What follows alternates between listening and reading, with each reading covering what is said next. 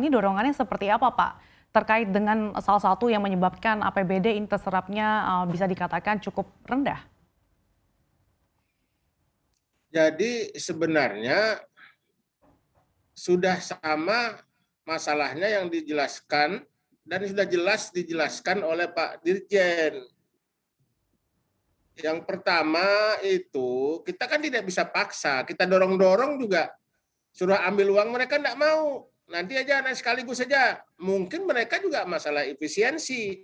Karena kan menyampaikan atau memohon untuk pembayaran termin itu mungkin dianggap mereka itu juga tidak merasa perlu dan juga itu mungkin ada hal-hal yang mungkin ya tidak perlu begitu. Pokoknya mereka kami mau terima nanti di akhir saja gitu. Kira-kira awal-awal Desember kami ambil semua setelah pekerjaan semua tuntas kan begitu. Oke, artinya alasannya terkait dengan efisiensi ya Pak Isran. Saya masih ingin bertanya ke Pak Isran. Oke, Saya kira alasannya memang mereka juga memperhitungkan efisiensi itu. Jadi para vendor itu, para kontraktor itu ya mereka kelihatannya pilihannya seperti itu karena kan tidak juga melanggar aturan itu.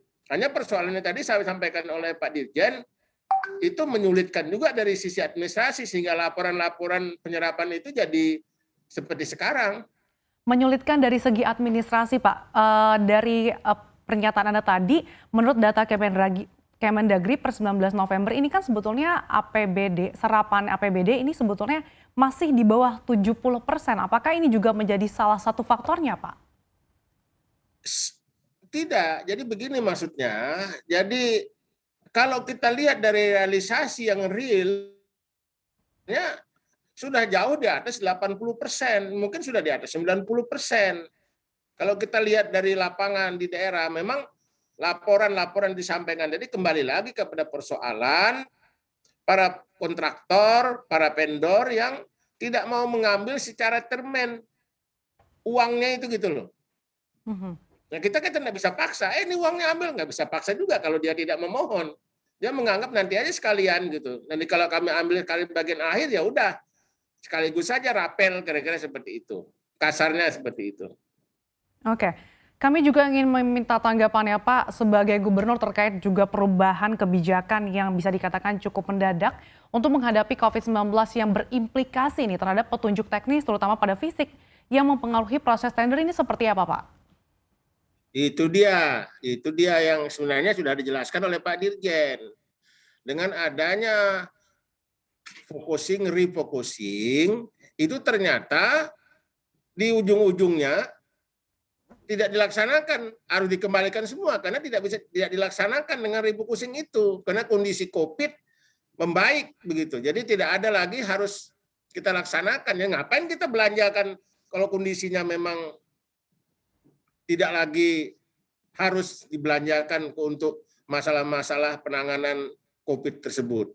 Oke, saya Jadi ingin itu ke persoalannya. Jadi kita semua, hampir semua, saya kira bukan hanya di Kalimantan Timur, tapi juga di baik. daerah-daerah lain sama dengan adanya pengembalian refocusing itu dana yang sudah disiapkan untuk keperluan penanggulangan COVID-19 jadi tidak jadi.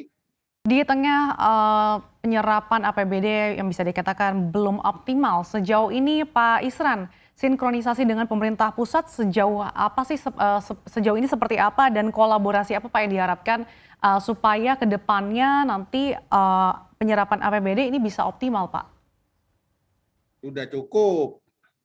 Dari pusat itu lebih dari cukup. Arahannya tadi, kemudian pedoman-pedomannya, ya sudah memang saya tidak begitu mengerti juga kenapa jadi sampai terjadinya kelambanan di dalam hal membelanjakan uang itu. Tapi sebenarnya kalau dengan koordinasi kita dengan pusat, khususnya Kementerian Dalam Negeri sudah sangat baik sebenarnya. Ya, tapi tadi mungkin nggak. Pertama saya kira penyebabnya untuk tahun ini yang saya rasakan karena refocusing anggaran. Oke. Kita kan banyak sekali anggaran yang disuit ke masalah penanganan COVID-19 untuk antisipasi. Oke, Nah, jadi sehingga juga ketika kita melakukan refocusing anggaran itu, semua dokumen-dokumen kita rubah. rubah dokumennya, dengan merubah dokumen itu tidak sebentar, apalagi kita juga harus berkoordinasi dengan lembaga politik di daerah, di DPRD. Nah, ini tidak juga gampang, ya gampang-gampang susah, tapi banyak susahnya daripada gampangnya gitu. Dalam hal kita berkomunikasi dengan menyampaikan ini kepada pihak DPRD Baik. setempat. Ya.